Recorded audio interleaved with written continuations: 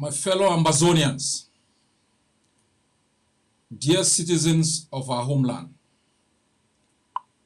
in the past 72 hours, my office was informed about the possibility of one of the parties in our conflict to declare unilateral ceasefire. My executive and my strategic team examined the circumstances that might arise from such a unilateral declaration. We waited until it was official before we could make a public reaction. We were informed by UN sources about that possibility. We were also aware through other media sources that Dr. Akwanga of the APLM was going to do a unilateral ceasefire. Let me state the following facts of history that will or should contextualize the current crisis between the state of Ambazonia and the state of Cameroon as an international conflict and not a non-international arms conflict.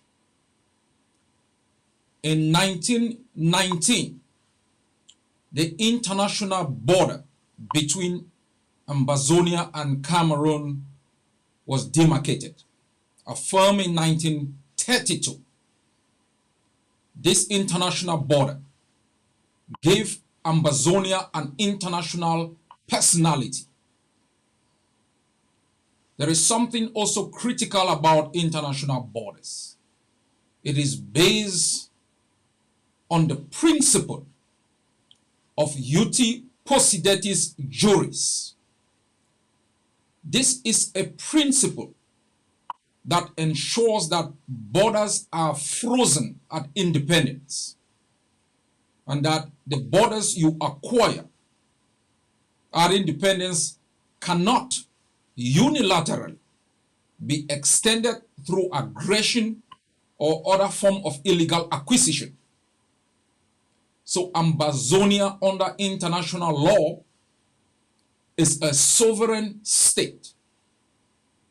This principle of uti possidetis was reaffirmed in Cairo in 1964 and enshrined in Article 4B of the African Union Constitutive Act that clearly states that countries cannot, in order to avoid conflict, unilaterally extend their borders they acquired at independence.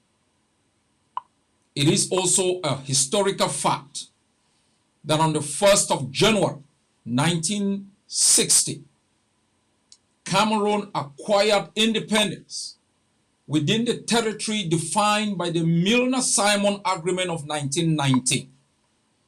That border was frozen at independence. Cameroon gained admission within those defined borders.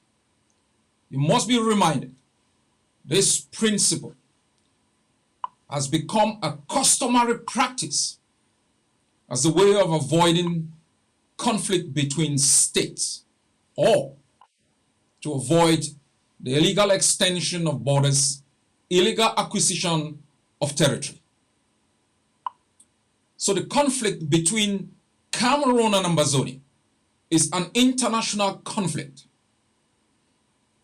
Let me also make this clear to all those who have used the plebiscite of 11th of February 1961 to claim that Ambazonia, by that vote, surrendered its sovereignty or somehow allowed Cameroon's borders to be unfrozen.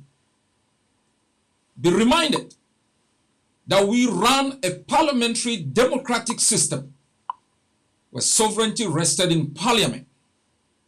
That means an act of vote as conducted by the United Nations on the 11th of February 1961 was simply an expression of the people of Ambazonia.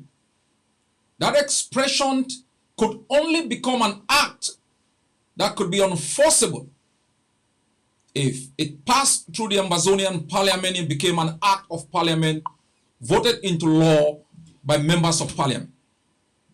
You must be reminded that never took place. And even the United Nations resolution of 15th of April 1961 that should have convened a post-plebiscite conference of the United Kingdom, the United Nations, Cameroon, Ambazonia, France, and other international actors to ensure that the outcome of the vote became a treaty signed between the state of Ambazonia and Cameroon never took place. And so Cameroon's extension of its border beyond that which it gained independence on the 1st of January 1960 is illegal, null and void. And it cannot, by prescription, articulation, or aggression, turn a de facto situation into a de jure one. And so our conflict is an international conflict that should be treated as such. That notwithstanding, I want you to know, even if it was a non-international conflict, Cameroon's unwillingness and incapability to resolve the conflict, creating a situation where refugees have moved out of our territory into neighboring countries, situates the conflict within the international realm, because it has, through the effect of the conflict, affected international security, international commerce, changed the political situation in neighboring countries. So it is now based on the international humanitarian crisis, based on Cameroon's inability to articulate or willingness to resolve the conflict, be treated as something that should be dealt with at the international realm. So I completely, on behalf of the Ambazonian Council, and rightly I speak for our people, reject the notion contained in the articulation of the APLM's declaration that our conflict is a non-international conflict. And let me remind each and everyone why declaring a unilateral ceasefire is dangerous, presumptuous, and an act of betrayal. First, by defining our conflict as a non-international conflict, Dr. Akwanga erased history, negated completely that Amazonia acquired international personality in 1990, negated completely that we are the first country in Africa that established a democratic government, had 3 prime ministers through a free and fair election and a by-election, respectively. Negated completely the unilateralism of Cameroon in extending its border, using its military to dismantle our economic and political institutions.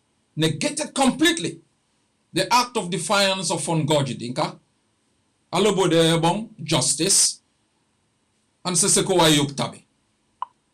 By negating this history, you betrayed the sentiment of our people, those who have died and those who have resisted, to uphold certain basic principles and international norms, those who have sacrificed for the defense not only of our territorial integrity, but our international personality as an independent state. Independence was restored, proclaimed and reasserted, and this generation has a responsibility to defend, and that's what we're doing. In the past 3.5 years, my people, more than 1.5 million Amazonians have been displaced internally and out of the country. This conflict, this war declared on us by Cameroon has affected more than 6 million Ambazonians.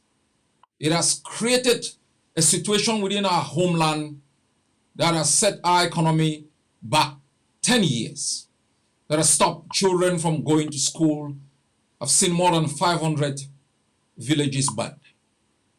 All through this period, we have called on the United Nations.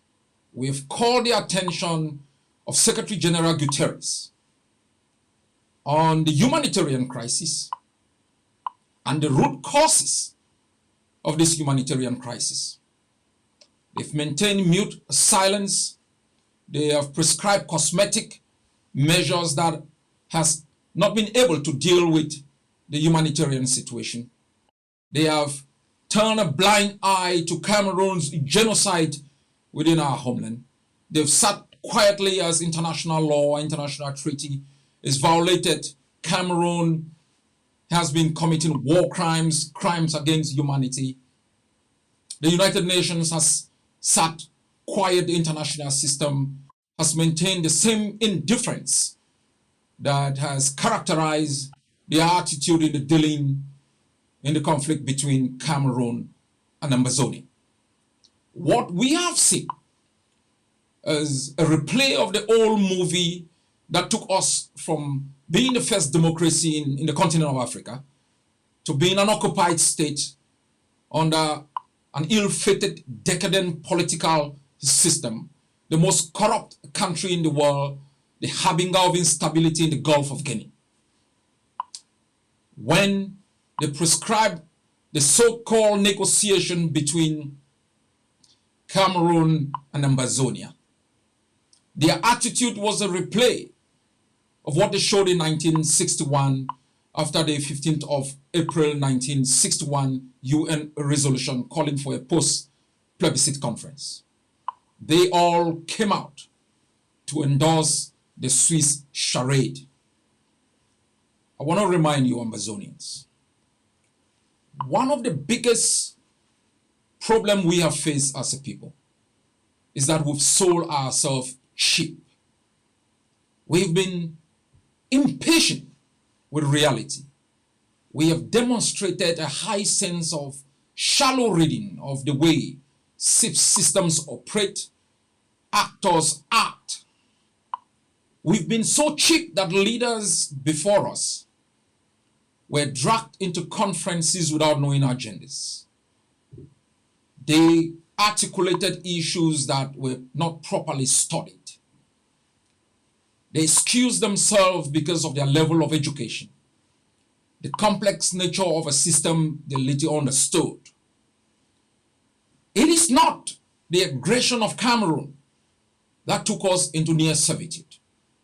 It is the shallowness and the inability of those who've led us before to understand the complex nature of the world and to speak more for Ambazonia than to articulate union with Cameroon or integration with Nigeria. That we've had few people who stood vehemently to speak for Ambazonia.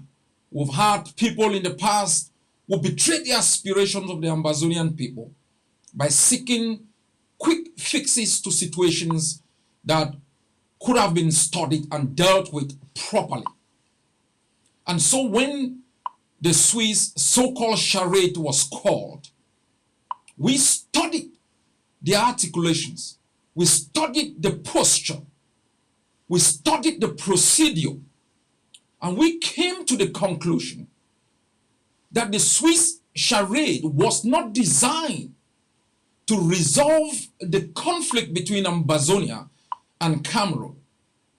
It was designed to restore the status quo, restore peace without justice, and keep Ambazonia in perpetual servitude under Cameroon. We said this clearly to the Swiss. We said this clearly to the Americans. We told this clearly to the Europeans. We made it absolutely clear that we have watched this movie before. And the millions of our people displaced, those jailed, those who lost their lives, have not gone through this tragedy for the restoration of status quo ante that keeps us as slaves under an unstable, ill-fated, decadent political system. We rejected outrightly, but we didn't stop there. We presented to the international community an alternative procedure that will win the admiration not only of Cameroon and Ambazonians, but all those who are concerned with the resolution of the conflict. And I can assure you that they accepted the premise of our articulations and our presentations as a proper way of dealing with this conflict. We told them it was impossible for such a complex conflict to be allowed in the hands of the Swiss government alone, because our people do not trust Switzerland. But we compromised by saying we were prepared to move to Geneva to sign the final treaty of surrender. But the process of negotiation should be multilateral. We went further to connect Switzerland and other countries with other countries. They held discussions. My people. There are a lot of things that we cannot articulate out. But take note, we did not only reject what the Swiss presented, we presented an alternative that was accepted. We said the process must be multilateral. We did not only stop there, we presented countries to them. They entered into discussions. And we told them exactly how we could bring Ambazonian leaders together and how we could begin discussions. We didn't end there, Ambazonians. We went further. We told the world that sometimes discussing the root causes of conflict are difficult. So we may build confidence by starting to discuss issues like education. That Cameroon will stop from going into areas that we control, so that community educations can be supervised by agencies of the United Nations. We presented these plans to these agencies of the United Nations. We also told the world we could enter into discussions on issues of IDPs, how they could be protected. And we presented a plan for this. For all those who've attacked the Ambazonian Governing Council and its leadership for simply rejecting proposals, no, we do not simply reject proposals. We present viable alternatives that will stand the test of time. My people,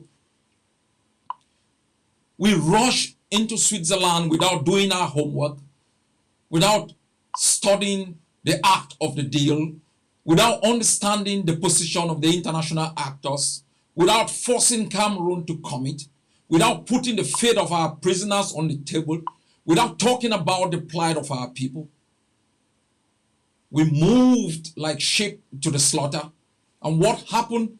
The same United Nations that is greeting a unilateral ceasefire, the European Union, the Americans and the others immediately moved to support the Swiss process. This movie looks familiar. And why they did that was to put psychological pressure on the Ambazonian Governing Council to join that charade and to surrender the march to independence. We stood our ground despite the attacks, despite the blackmail, despite the sabotage. And we said, for all those who prefer this approach, you could move ahead. If the process was okay, and as I have said, I don't blame anyone. I blame the international system, and I blame the lack of commitment by Cameroon for the near collapse. But they haven't stopped there. The implications of a unilateral ceasefire are grave. We aren't simply fighting to defend the independence that was reaffirmed. We are also fighting to protect the lives of our people, to stop the genocide on our people, to protect our towns and villages from being burned down by the marauders army of a defeated system. We are trying to demonstrate, in the absence of the invocation of the responsibility to protect by the international system, our right under the sun to defend ourselves, protect our dignity and our lives. We are not only fighting to defend that independence, we are fighting to stay alive.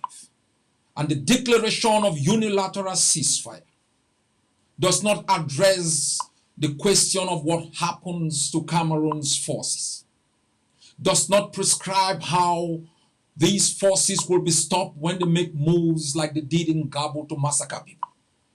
Unilateral ceasefire is an abdication of duty, leaving your century a surrender in the face of genocide.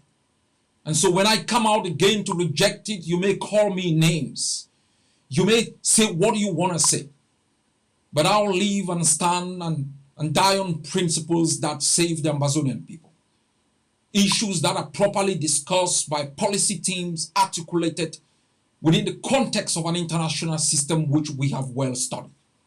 You must know, Cameroon is not an actor that has been restrained historically. Cameroon is not an actor that respects customary and treaty norms. Cameroon is a failed state, defeated in our homeland, and is using the last stance in our country to massacre our people. Our job as leaders is primarily to defend the interests of the Amazonian people. Our job as leaders is primarily to stand for Amazonia. And every leader must put Amazonia first, the interest of our country first. This cosmetic approach of surrender in the face of pressure from an international system that has failed to invoke Kofi Annan's principle of POC, or the post-genocide Rwanda principle of responsibility to protect. It's not a system that can prescribe a solution at this particular stage. As leader of the Amazonian Governing Council, leader of your war of independence, I call on our soldiers on the ground to raise your guns high in the air. Defend every inch, every block of our territory anytime. I call on the Amazonian people to shift their focus on politicking and commit to the defense of our country.